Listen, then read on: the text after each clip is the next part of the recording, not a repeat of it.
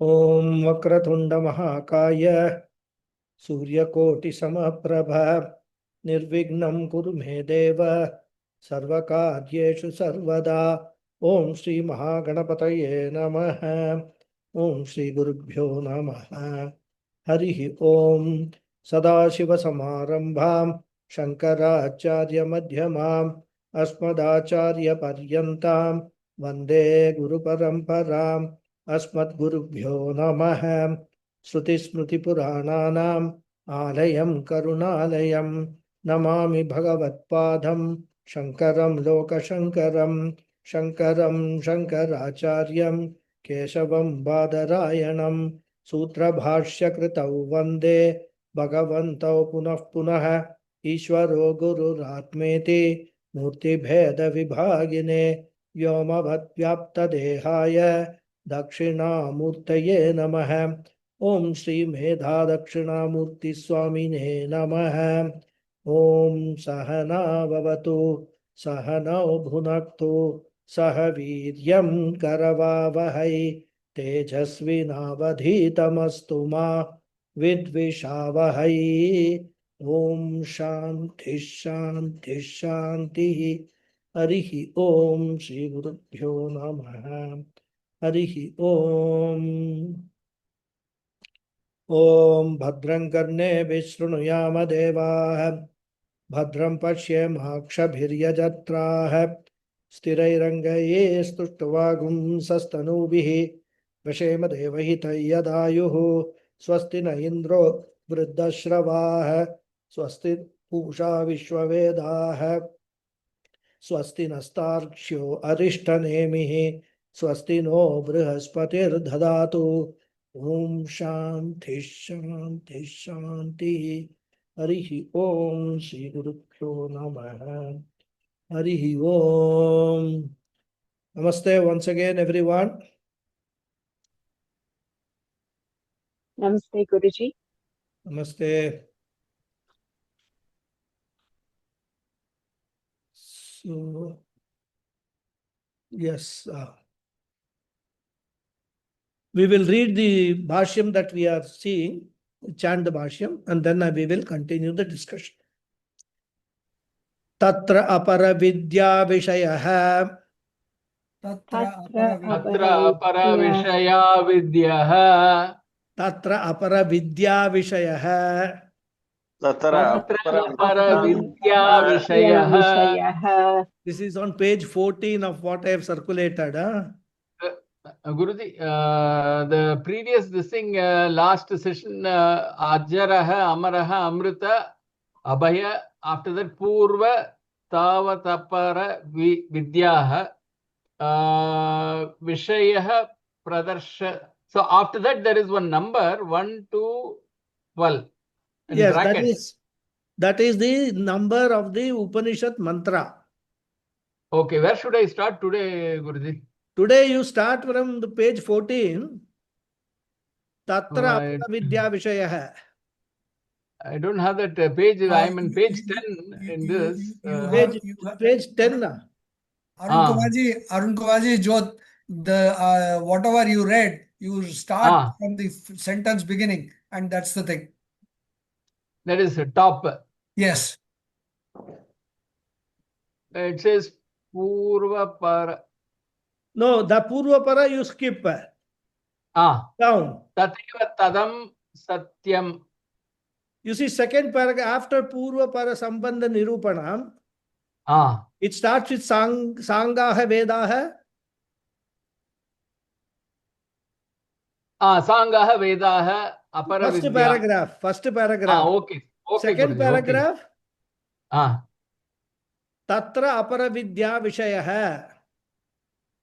Tatra apara vishaya. 1, 2, 3, 4, 5, 4. After 4. Yes, I got it. I got it, Guruji. Sorry. Got it. Tatra apara vidya vishaya. Yeah. Let me, you repeat after me. Yeah.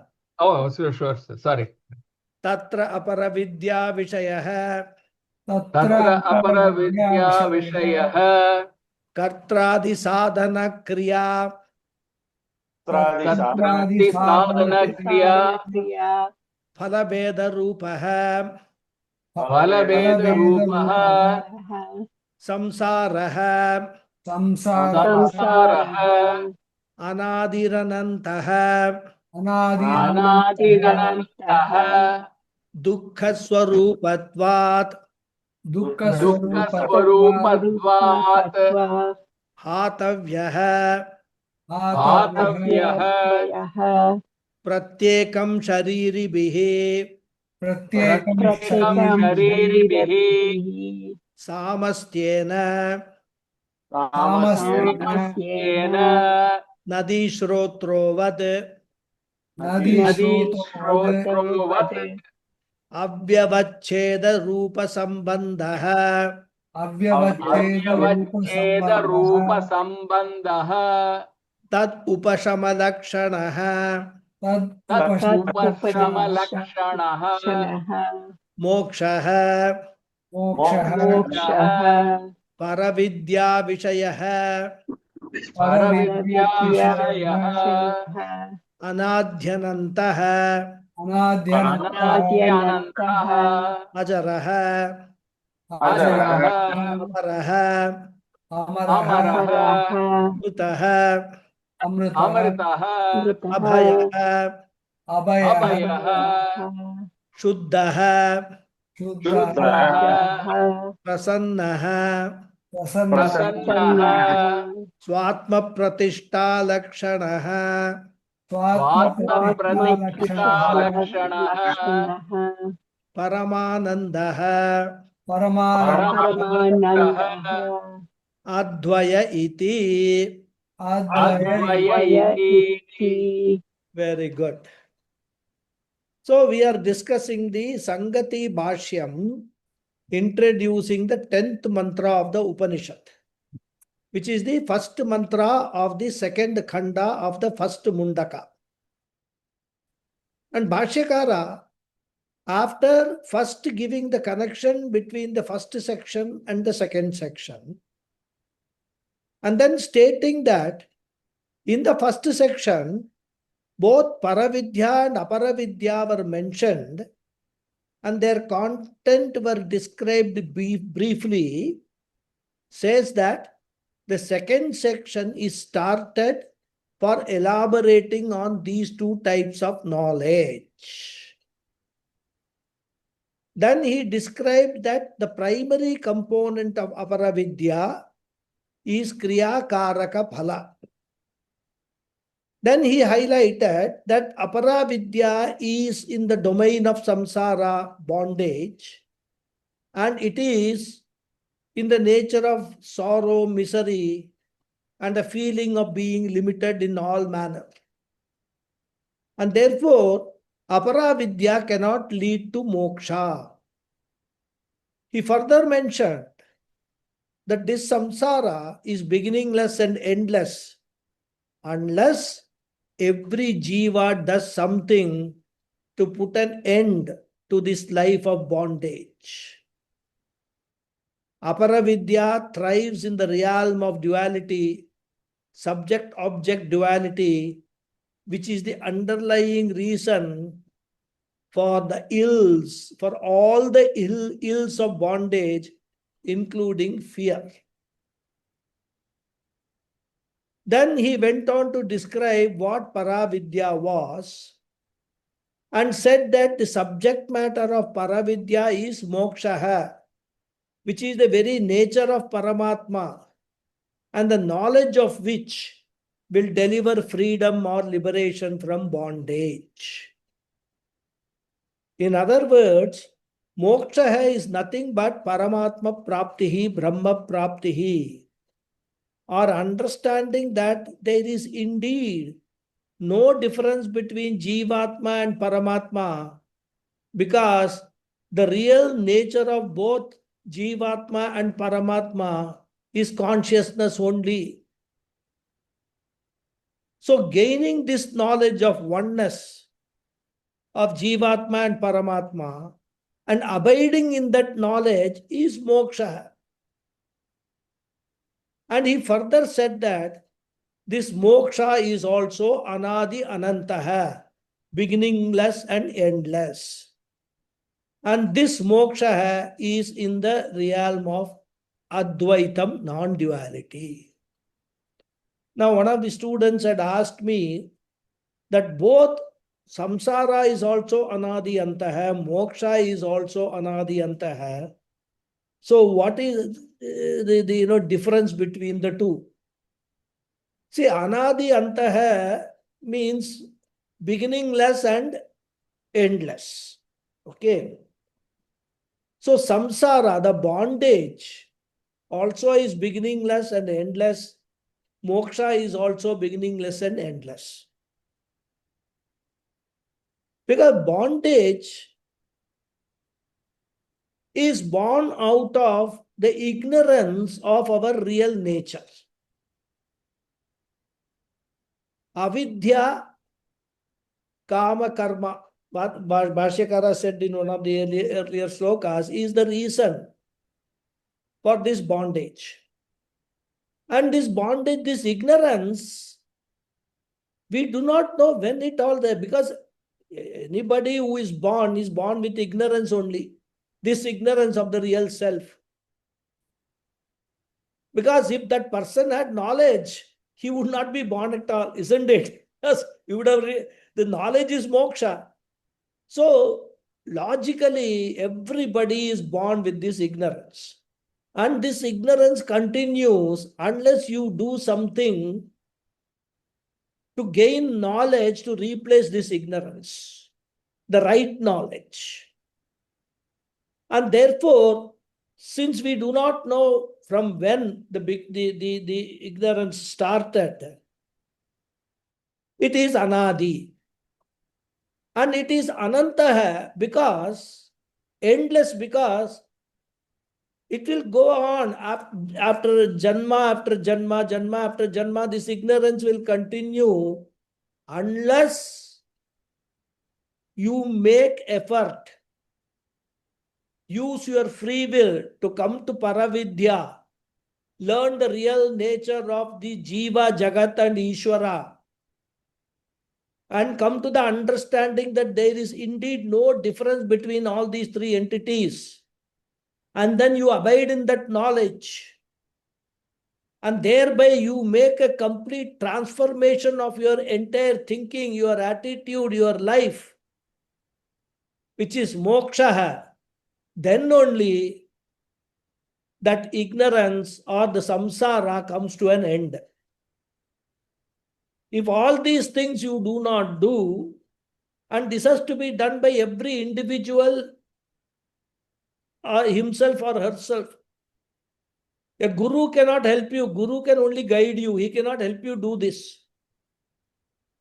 It is like swimming, You have to get into the water and swim. Learn to swim. Maybe a coach will teach you a few tricks how to swim. But swimming you have to do yourself. Nobody can hold your hand for you to swim. Maybe initial stages somebody will little bit hold the hand. So swimming, as you have to do swimming yourself, this change, this transformation from samsara to moksha, you have to bring it yourself.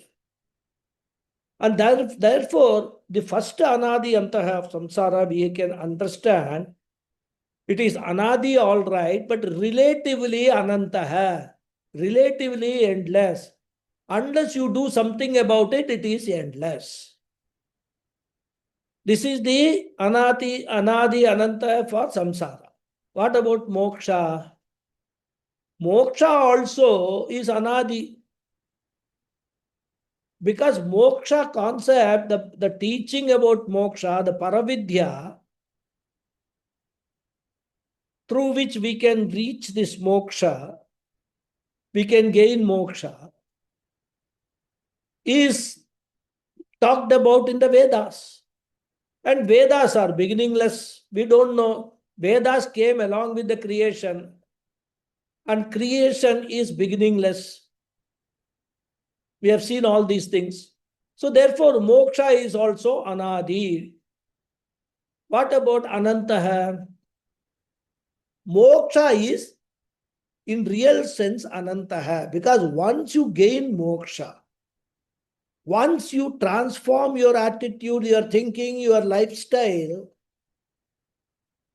as a liberated person, as a person free from all samsaras, free from all the shackles of samsaras, if you get rid of that ignorance which we are talking about, which is the basis for samsara,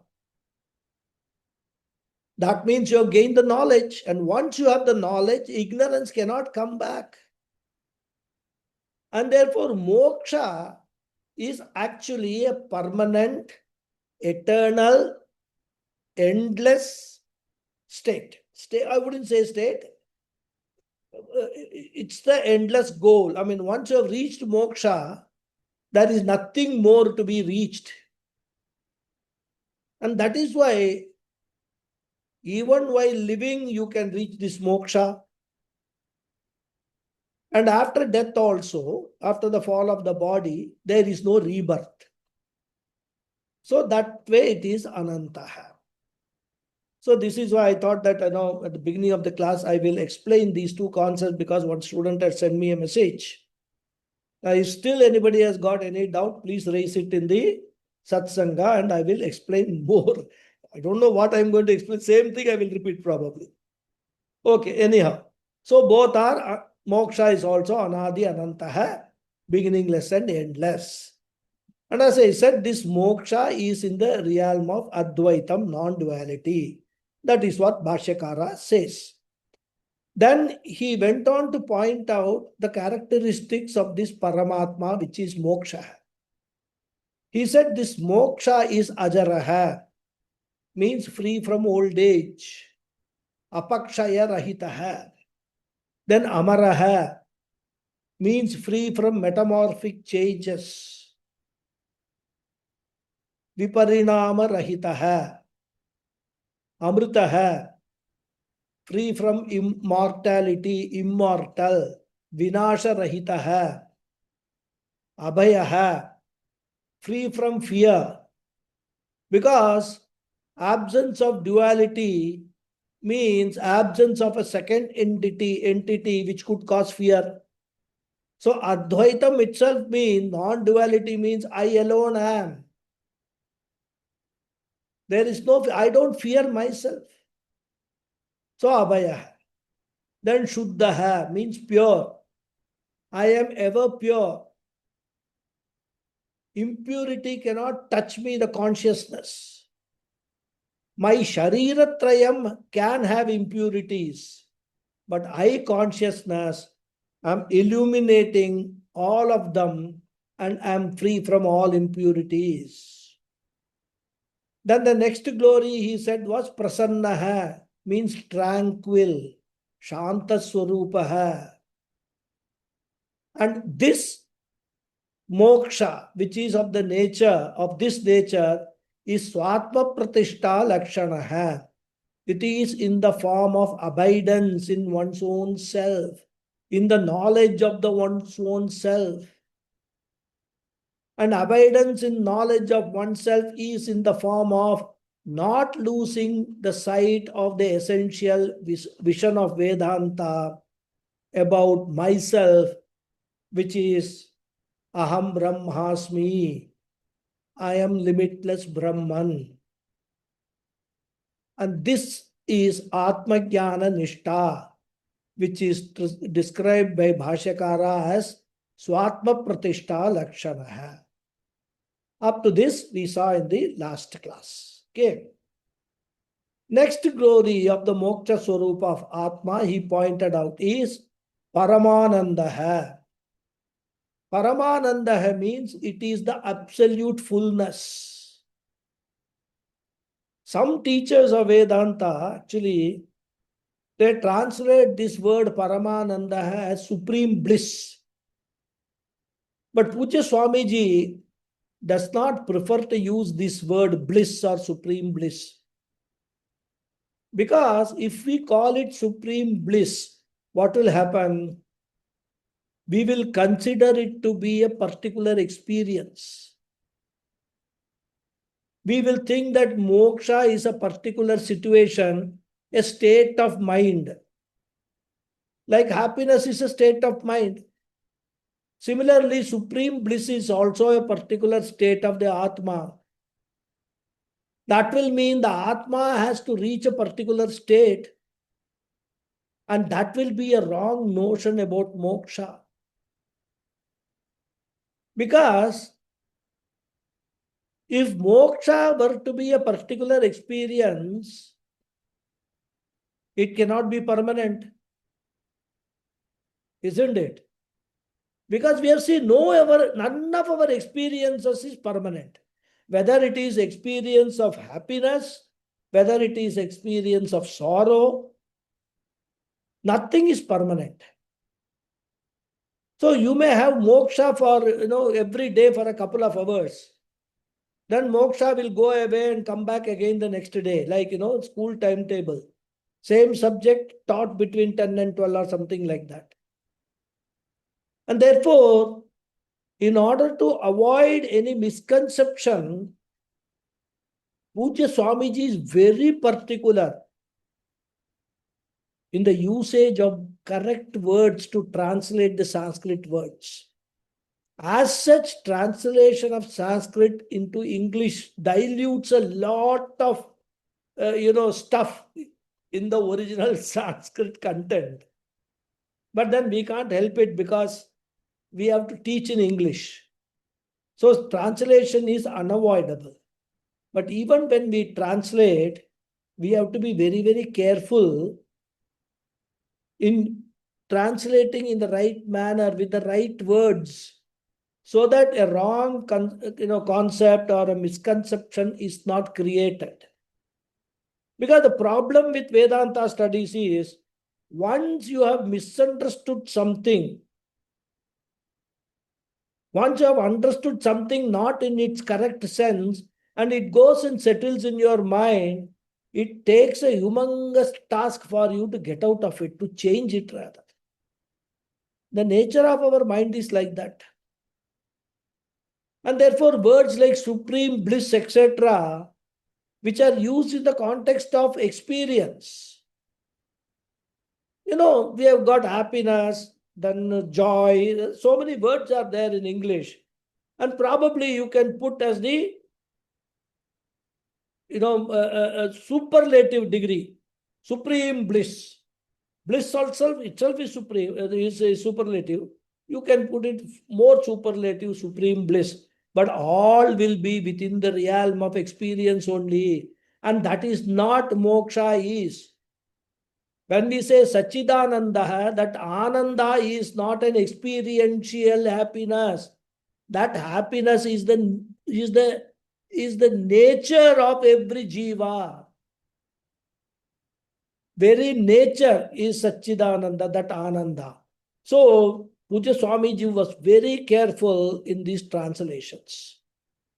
So, we should not translate Paramananda as supreme bliss. We say Anandaha or Paramanandaha, or Anandaha denotes fullness, Purnatvam, and Parama means absolute. So Paramanandaha means absolute fullness. Paripurnaha. So now one may ask, what is the relevance of Parama, absolute, in the context of fullness? Strictly speaking, even though there is no difference between Ananda and Paramananda in terms of meaning, the word Paramananda word is used to dismiss a wrong interpretation of Ananda as experiential pleasure. Because the word Ananda can also mean experiential pleasure. So in order to differentiate and emphasize that this happiness we are talking about is not experiential happiness, but it is the very nature of Atma, the word Paramananda is used. Therefore, this is absolute fullness. It is not fullness in a relative sense. It is absolute fullness. And that Paramananda is the nature of Atma. And that Atma is Advaya. Advaya means non-dual. Because Atma or Brahman alone is. Whatever else is appearing to be is non-separate from this Brahman. And therefore, nothing exists apart from Brahman. Sarvam khalu idam Brahma. Everything is Brahman alone. Therefore, reality is only one. And this reality, Brahman or Atma, is called Advaya. But we must be careful. Advaya does not mean there is no experience of duality. That is not the idea. It is not that after getting moksha, a person will not be able to see anything different from him. Everywhere he will see his own image. Brahman, Brahman, Brahman, Brahman everywhere. If that happens, it will be very difficult to have transactions. Isn't it? Take your family, your wife will be Brahman, your children will be Brahman, your father will be Brahman, mother will be Brahman. That will be very, very difficult. So, transactionally, it is not possible. Advaya being Advaya, mean non-dual, is not possible. Transactionally, experience of duality will be there, has to be there, in fact. So, unless we have a nama and rupa, name and form, transaction is not possible. And therefore, we should not have confused thinking about Advaitam. Even though the clay pots, clay plates, clay cups, they all look different. They all have got different names. We call them pots, plates, cups, etc. The recognition is that even though they all appear different, their names are different, their cause, their content is one clay only. This understanding, this appreciation is Advaita. Similarly, even though everything in the universe looks different from each other, the recognition, the understanding that they are all non-separate from the cause, that is Brahman, is Advaita. In Panchadashi, which is a very beautiful work of Vidyaranya Swami, there is a beautiful sloka which says, Na pratitihi tayor bhadah kintu mityatva nischayah. There, the context that he is discussing is Jiva and Jagat. Jiva Bhava and Jagat Bhava. There he says, Tayo Bhadaha. Their negation is not apratiti, not experiencing or stop experiencing this Jiva and Jagat. So negation does not mean non-experience of this Jiva and Jagat, this individual and the Jagat, the world. That is not the Bhadaha. Kintu mityatva nischayah. Understanding that this Jiva to be Mithya. Jiva as Jiva, it is Mithya. Jagat as Jagat is Mithya. Jiva as Paramatma is Satyam. Jagat as Paramatma is Satyam. Thus, understanding this duality to be Mithya is called Advaita. Understanding that nothing exists other than Brahman is Advaita. So we have to be very clear in our mind. It is not that Advaita means this Dvaita will stop appearing. Advaita means in and through all appearances, the reality is one. And that is what, Puja Swamiji used to say, and I often quote him. He used to say, there is only God, nothing else. If you say there is one God, which is what mostly people say, it would mean that there is God and there are so many other things also. But that is not the reality. This is what other cultures think. I am different from God. And therefore, Puja Swamiji used to say, there is only God, only in capital letters, only one reality, nothing else. And that is called non-duality of Brahman. So reality is one and that reality is Brahman. So Advayaha. So this is Paravidya Vishayaha. And in the end, iti is there. Advaya iti. We have to supply Vivektavya. In this manner, they are to be separated. Because he started that we have to separate Paravidya and Aparavidya. So Aparavidya Vishaya is Samsara, Samsaraha. Paravidya Vishaya is Anadhyantaha Mokshaha iti Rupena Vivektavya. That is how we should complete the sentence. That is how it should be understood. Okay.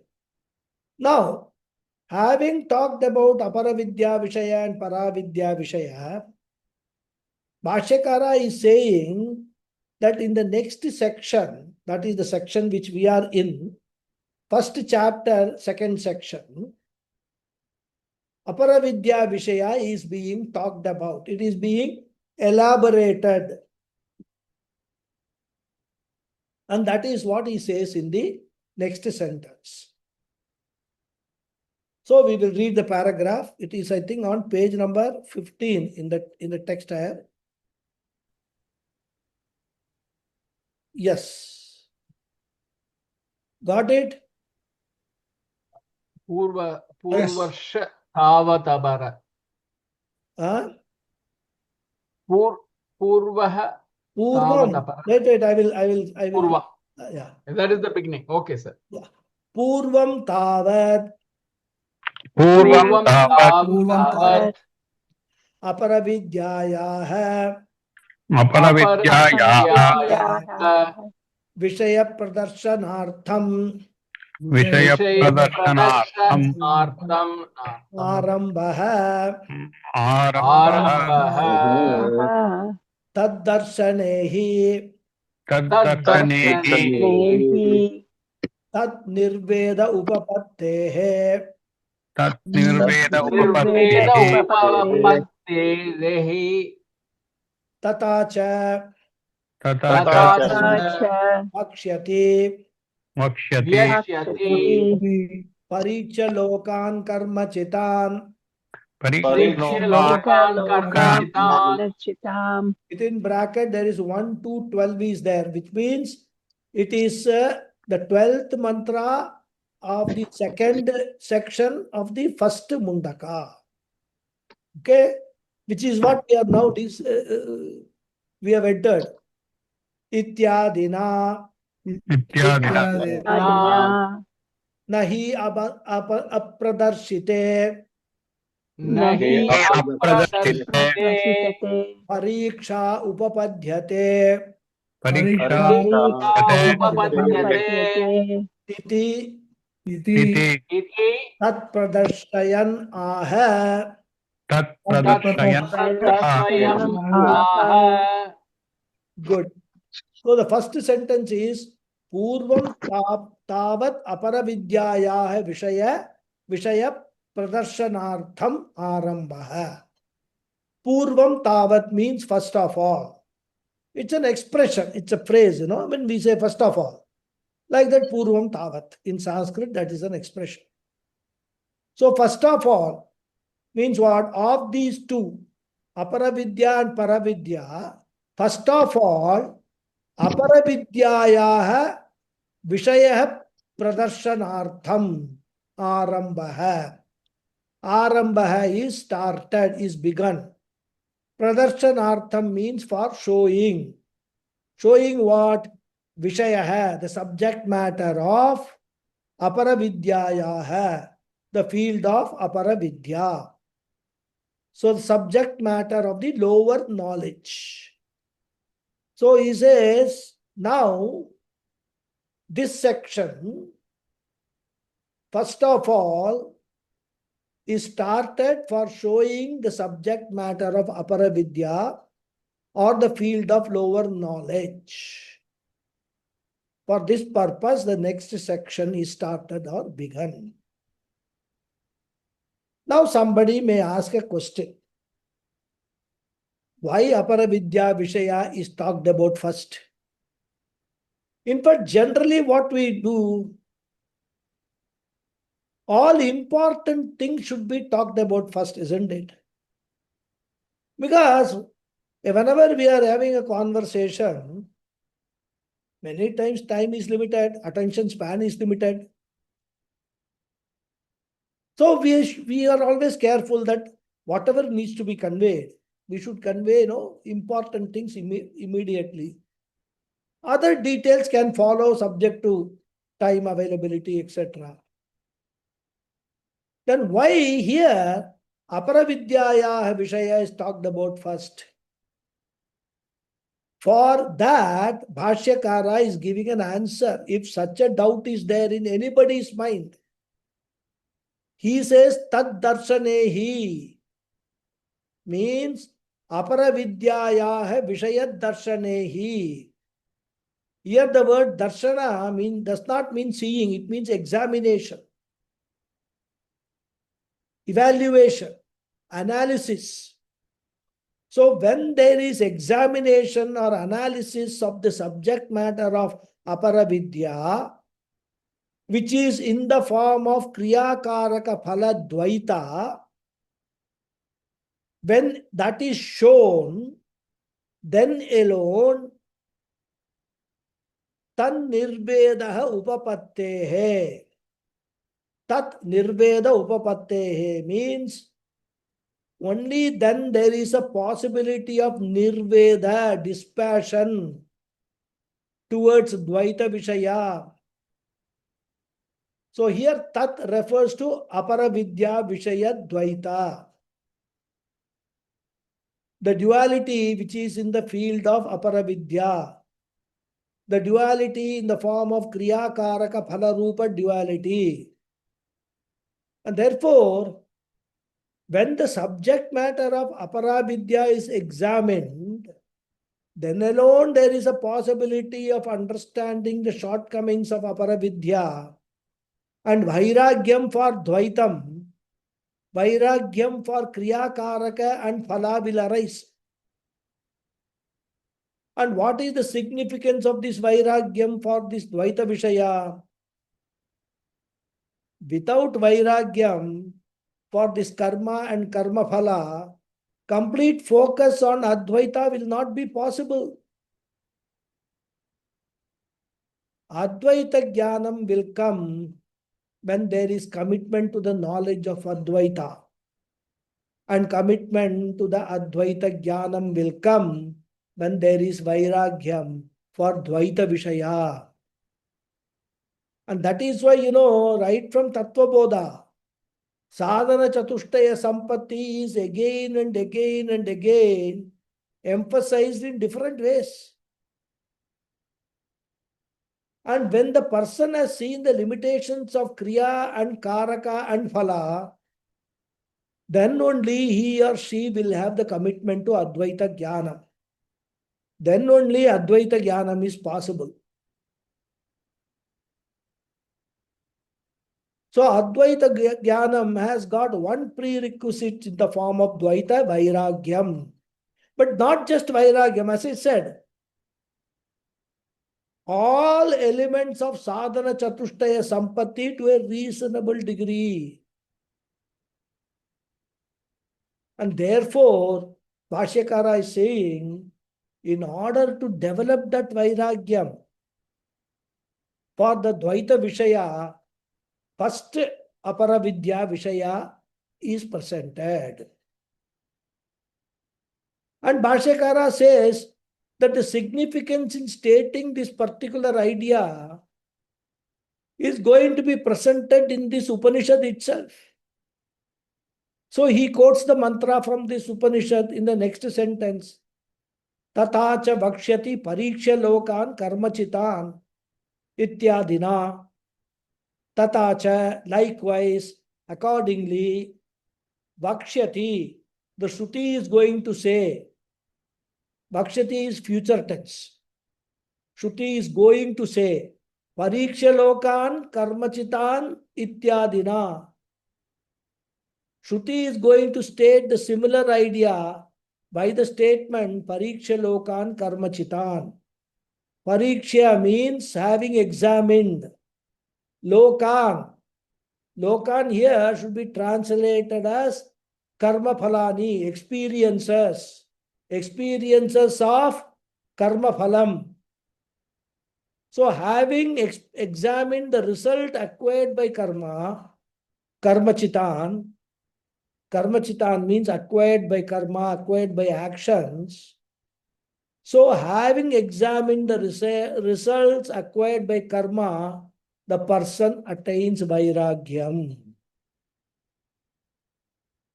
And since for an objective examination of aparavidya, its benefits, its drawbacks has to be known in detail, because any analysis needs to be, you have to take into account all the pros and cons. That is what is a complete analysis. And he said, therefore, Shruti itself is presenting the subject matter of aparavidya first. And that is what he says in the next sentence. Nahi apradarshite pariksha upapadyate iti tat pradarsayan aha. Nahi apradarshite. He means indeed. Apradarshite means when something is not shown, then pariksha na upapadyate, examination is not possible. Therefore, if you want to have examination, you have to, the question paper should be there should be syllabus. Things should be shown first. You have to be taught. Then only you can be examined, or you yourself can examine. So unless something is shown, the examination of that thing is not possible. Iti, therefore, tat pradarsayan aha. Therefore, that is being shown here.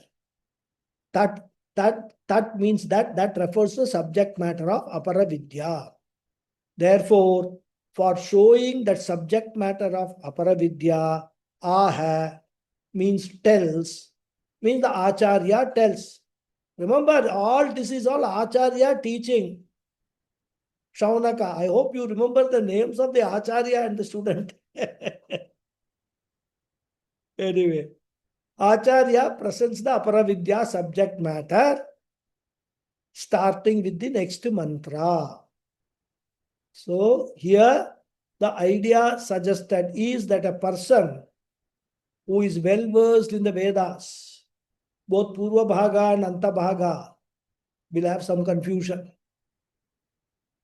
The Veda Purva Bhaga says that by doing the rituals, one could go to Brahmaloka and eventually achieve moksha. Whereas the Veda Anta Bhaga says there is no need to do any rituals, but if you gain the knowledge of the reality of Jiva, Jagat and Ishvara, you will attain moksha. So on the face of it, there appears to be a contradiction between Veda Purva Bhaga and Veda Anta Bhaga, isn't it?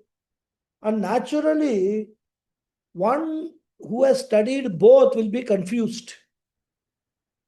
And therefore, the Upanishad wants to deal with each of them. That is the Veda Purva Bhaga represented by Aparavidya, and eventually deal with Veda Anta Bhaga and show the pros and cons so that the seeker of moksha can gain clarity. With that end in view, the Upanishad or Acharya Angiras first takes up discussion on Aparavidya in the following sloka. This is the import of the introductory bhashya, which is very, very important for us to understand. Because what happens is, I was watching one video, a couple of days ago. I think it's some university or something, some Acharya has given a talk on Vedanta about Upanishads and all. So the students are asking questions. Why should we study? What is the relevance for all these things? Why should we study Vedas and Vedantas, which are all written some maybe thousands of years ago? What is the relevance of all this in today's world? Why should I read Bhagavad Gita, etc.? The problem is, in today's education system, there is no room for explaining all these things to the students. Subject matter itself is not there. You are taught all Aparavidya, physics, chemistry, maths, biology, etc. What is life? How you should approach life? What attitudes you should develop towards everything? How you can actually, with the right thinking, transform your life? How you can avoid or even actually put behind all the miseries, sorrows, all these things, life science is not taught in our education system at all. And in the olden days, that was the main purpose. Everything was secondary because you can earn by learning some art, some skill, which may take 2 years, 3 years, 4 years. You can earn a living. You can run a family. But when it comes to your own self, the miseries you face, the depression, the worries, how are you going to avoid that? And that whatever starts with the emotion, with the mind, ends up with the body, in the physical body. So all that, that is not taught. Maybe students are introduced to some yoga, etc. and all that. But why we are doing all that? They say, oh, for better health. How better health? That analysis, that pariksha is not done, is not taught to the students. And that is the biggest problem with our education system today. Anyway, I have digressed. So we will go to the first mantra. I will read and you all repeat.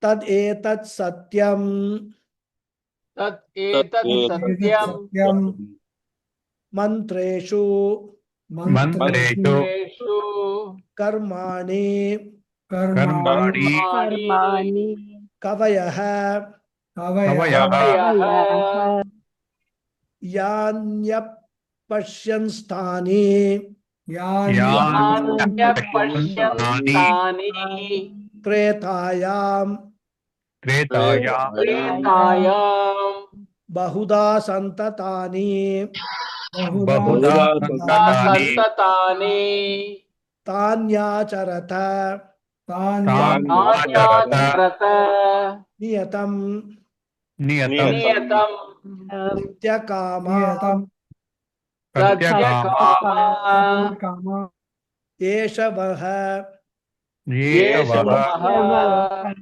pantaha Pantaha Keshavaha sukritasya loke सुकृतस्य सुकृतस्य लोके लोके So I will give you the Padacheda first.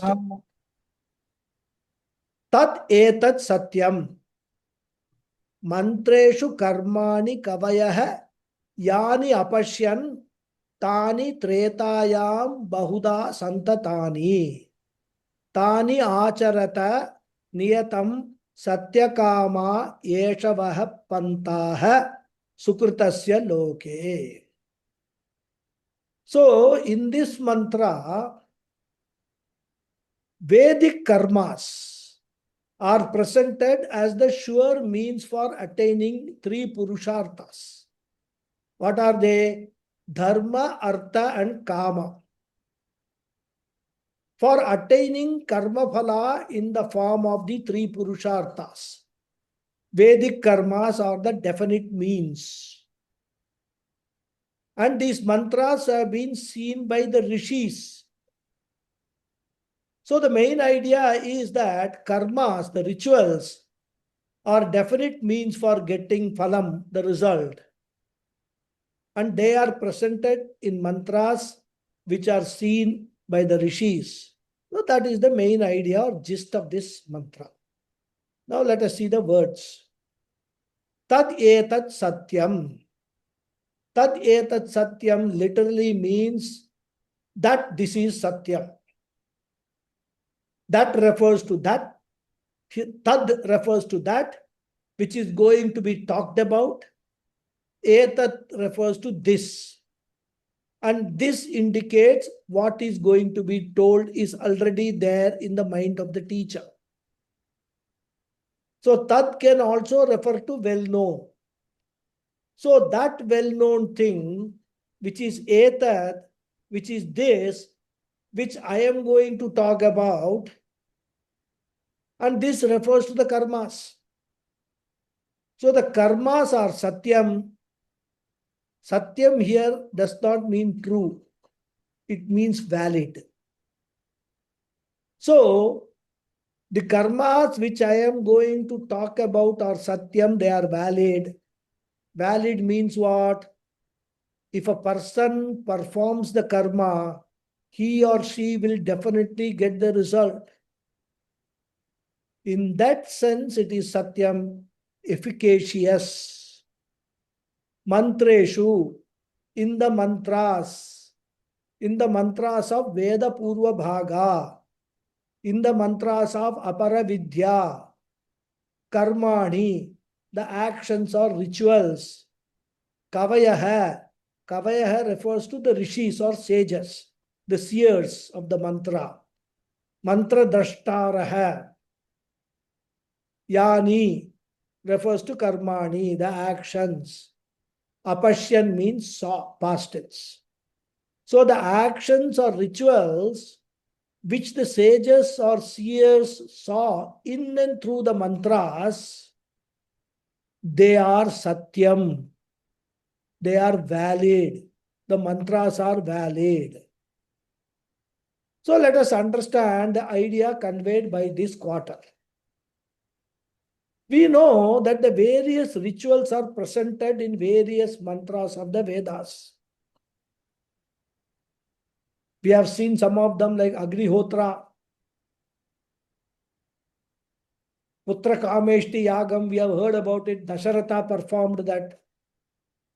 Ashwamedha Yaga, again we have heard about Ashwamedha Yaga.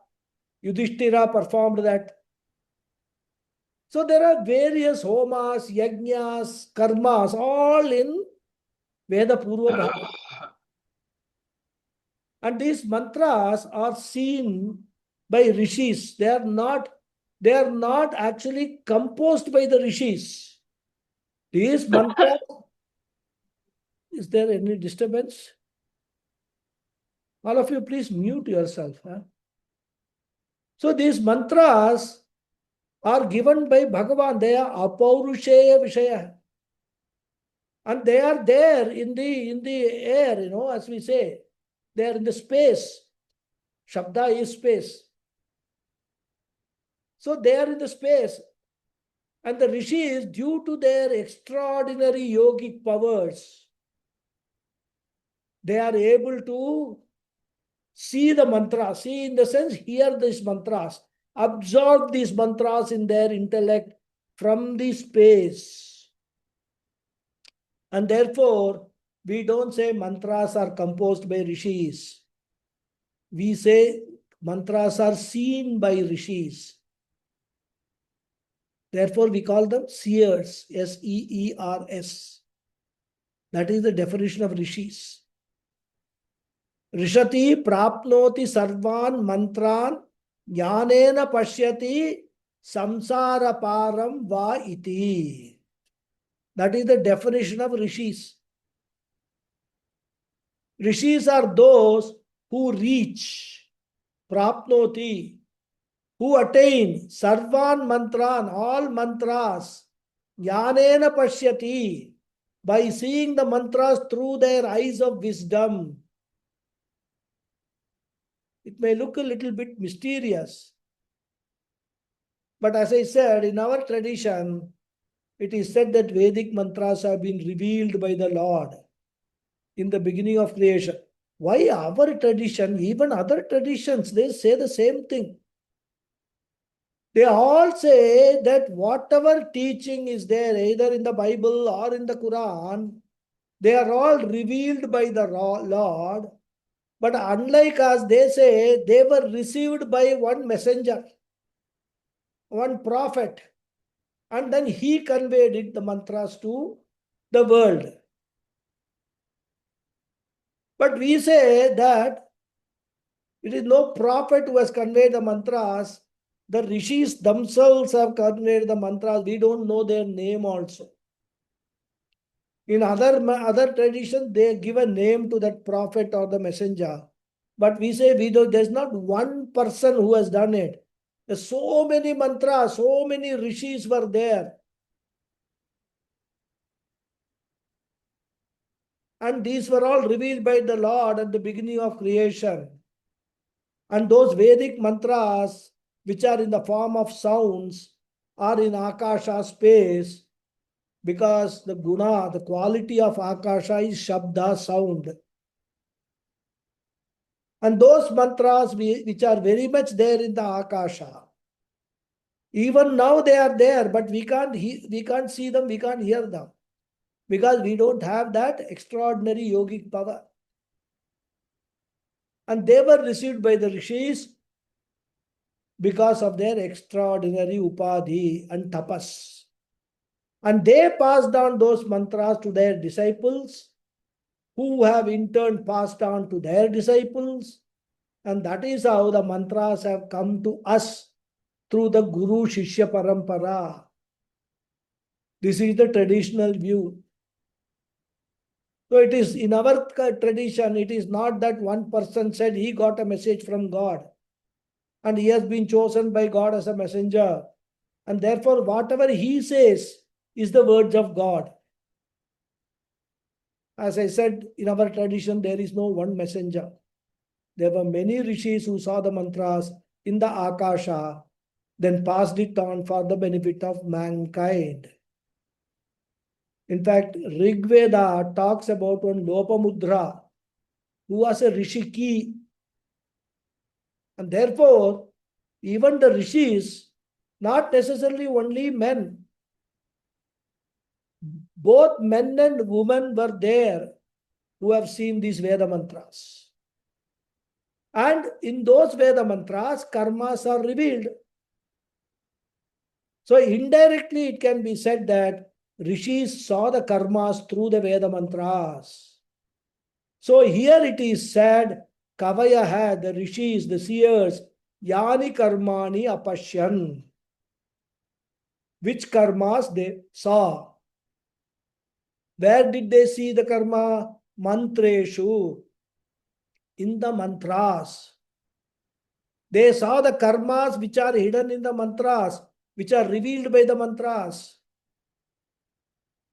Because it is said that the meaning of the words reside in the words. The word and its meaning are inseparable. In fact, there is a famous prayer sloka attribute to Kalidasa. Vagarta viva sampraktau Vagartah pratipattaye Jagatah pitarau vande Parvati parameshwarau. So the vak, the word, artha, its meaning are inseparable. Like Jagatah pitarau, the parents of the universe, Parvati and Parameshwara. So there is a sambandha between the Shabda and Artha, between the word and meaning. And therefore, the rishis were able to see the karmas, perceive the karmas which were contained in the mantras. More we will see in the next class. Okay.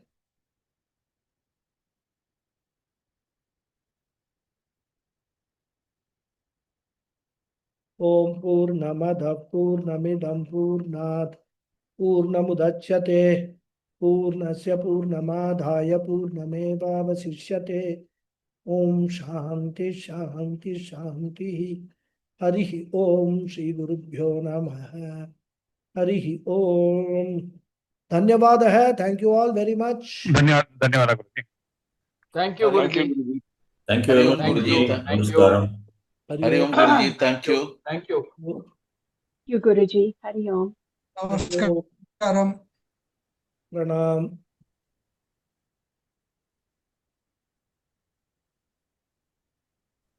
Arun Kumar ji, any question? No, Guruji. As you instructed, I listened to that this thing and then recollected. Okay. Then I realized that for every class I should actually go through this thing session again.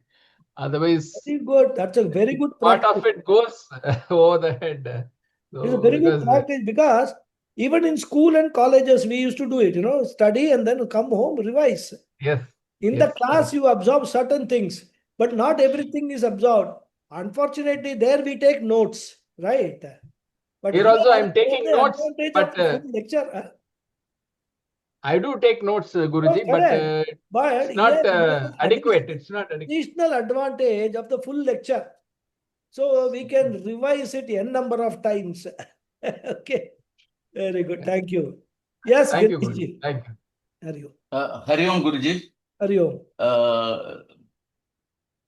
First of all, I have completed listening to the Tattva Bodha, all the 38 videos. Oh, very good. Very good. Outstanding, fantastic. I request everybody to go through it, spare some time, and lay the foundation. I am not just fully satisfied because I want to hear it again. But fantastic. No, All thanks to my gurus. agree. Only one thing I wanted to ask you. We call in Tamil samsaram wife. Is there any connection with our life samsaram and no?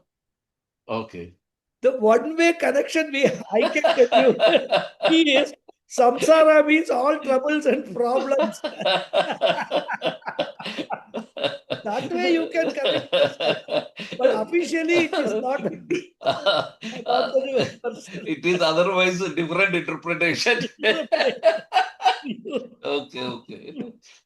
Source of all problem, misery. There is in Tamil, there is samsaram, minsaram, there's something. Correct. Like electricity. Touch it will just give you a shock. Anyhow, the jokes apart, Yes. That samsaram is that samsara. Samsara in so many, this thing is there because samsara also means the world, correct? Okay. Samsaram means Tamil, in Tamil it means wife. But this samsara is different. This means it is the world of all, our worries, problems, emotional turmoils is samsara. In Vedanta, samsara is defined as all emotional problems, emotional shackles. That is what is samsara. Thank you. Hari Om. Hari. Sulekha ji. Namaste Guruji. In today's class and also in many other classes, you mentioned relative reality, which is the world of transactional interactions with our body, mind, sense complex and with others, and absolute reality, which is Advaitam, which is there is no duality. If we cannot experience absolute reality, if there's no experience of that, and we are in transactional reality or relative reality, how does our mind cognitively understand this or realize this or recognize this or reveal this? Is it through our mind that we do get revelation without experience? And if there's revelation without experience, how does it manifest itself? It won't manifest. It is manifesting in the way of everything. If your mind questions, how is this fan functioning? How is that light burning? Right? How is this car moving? Mhm. Is it doing on its own, or is there some power behind it which is making all these things work? So if mind questions that, you may not see the electricity, you may not experience the electricity, but you understand that nothing will work without that electricity, isn't it? Yes. Similarly, and also you question, why is a dead body not a live body? What is the difference between a live body and a dead body? What makes the difference? Everything that you experience remains the same. The eyes are there, the mouth is there, the body is there, everything is there. But what makes the difference? Suddenly a person dies and we say we don't even give it a name. We say he is a person, right? And then we say it is a dead body, right? When the name goes away, why the difference? What has made a live person into a dead body? What is it that makes which enlivens a person? So all these things are what? They are not experience. You are experiencing through all these things something which is behind all these things. That is only understanding. Because you don't see electricity, you don't see, but electricity, you understand very well. Without electricity, none of these gadgets will work. So step up your level of understanding. Without Thank you, Guruji. Brahman, Atma, consciousness, none of them will not only not work, they will not exist also. Because the very existence is that Brahman only.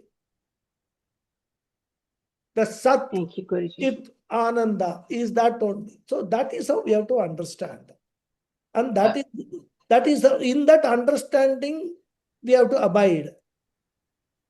So there is no experience of Brahman other than you can experience Brahman through all the objects of the world.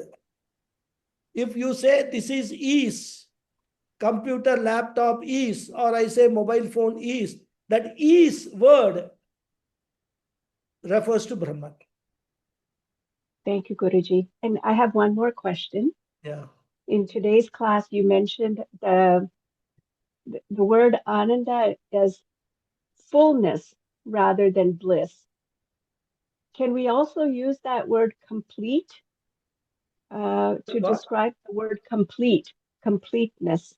Completeness, yeah, you can say completeness, fullness. As long as you understand what is meant by that. No, in Sanskrit we'll say Purnatva. Yes. Completeness means I am not limited. I do not lack anything in any manner. That is completeness, that is fullness, that is Purnatvam. So you can, as long as you understand it in the right perspective, words we use become secondary. We use words to convey a meaning for us to understand. But if understanding is there, normally we say, no, don't say no more. I have understood what you want to say. Sometimes without speaking itself, we understand, what is. So words are useful for to convey the meaning. Once we understand what is meant, then whether you use complete, fullness, any word you use, Ananda also can be used. It is not that Ananda should not be used, but the problem is the moment we say Ananda, we think Ananda is equal to happiness. And happiness we mean it is, oh, I wanted a car, I bought a car, I am happy. So that is Ananda. That is not what Upanishads are talking about when it talks about Ananda. And that is why here Bhashyakara wants to make it very clear. He says Paramananda hai. Means that is not ordinary Ananda which you experience every day. It is something totally different. It is your very nature. That's what he wants to emphasize. Got it? In that fullness is a complete satisfaction. I mean, I don't want to use the word satisfaction, but is a Yes. complete, there's no longing, there's no desire, there's no Yeah. lack, Yeah. there's no, everything is there. Everything is is there. as is. That is what is limitlessness. You don't feel limited in any manner because all our disappointments in life is because of what? I want something, I'm not getting it. That is why I'm disappointed. Your want itself goes away. Desire itself goes away. Whatever I get, I take it as a blessing of the Lord. As long as I keep getting those things, I will keep enjoying them. It is not that I am going to run away to the forest deliberately. I am going to lead a, totally life of a monk and all. No. Enjoy everything without wanting them. That's the huge difference that is. The moment you say, I want it, and you don't get it, you become desperate. So that is all this Virveka, Vairagya, all that. Vairagyam is all about that only. I am have been noticing one that. behind things. Actually. But Yes, I'm not I've going been to noticing refuse that. things also which come to me, isn't it? Let them Right. come to me. I've got a prarabdha karma. Because of that, I have to enjoy certain things in life. Let them come. I'm not going to crib when I don't get things. I'm not going to be jumping in joy when I get things also. Both I will take with equanimity, with the same attitude. I will approach both what I get, what I don't get. That is what is liberation. That is what is freedom from all these emotional turmoils. That is what is moksha. That's all, as simple as that. But Beautiful. Thank you, Guruji. And on that note as well, uh, Purnatvam and Santosha are very much linked together. That yes, Santosha, that equanimity and that peace or that harmony exists when there is a fullness. yes, true. That's what. Thank you, Guruji. Hari Om. Thank you. Hari Om. Thank you. Yes, Srikanji. Guruji just was thinking when Madam was asking that question. In and through, where do we experience Brahman? In and through all experiences, there is this experiencer. The experiencer is the Brahman. In and through everything, all experiences, there is experience of only Brahman, and the experiencer is the one who is experienced. Okay. No difference between experiencer and experienced. That is what is non-duality. When you True, use Guruji. words like experiencer, experienced, and all, it shows there are two entities we are talking about. That's why I was coming to the second part, Guruji. First part is just to show that it is Chit. Second part is to show that it is Sat. And all the experienced items have one thing in common, that is the easiness, which is Brahman. Yes. Existence is from easiness, that is both animate, non-animate things. Living and non-living things have got one thing common, easiness, existence, right? Then the Chit aspect, only living things, animate things have got, because they have got the ability to reflect that consciousness in those upadhis. Chitavasa. Yeah, Chidabhasa, that we call Chidabhasa. Okay, so that is the difference. So between Chit and this, but so they are common to everything. Sat is common to everything. Animate, inanimate, everything. Sat is common. Chit is only where reflection is possible. And Anantam is Anantam another way of again applies to expressing everything. Anandam. Anandam. Anandam also, again, Anantam can be translated as limitlessness, or we can translate is limitlessness both in the sense of its spread, also in the sense of our own feeling of Completeness. limitations. So limitlessness. Limitless. That's how it is. Wonderful, Guruji. Thanks a lot. Hari Om. Namaskaram. Namaskaram. Thank you. Any other question? I think only 5 students are left. 4 of them have asked the question. So we'll close the session. Continue next week. Okay. Hari Om. Thank you, Guruji. Thank you. Thank you. Hari Om.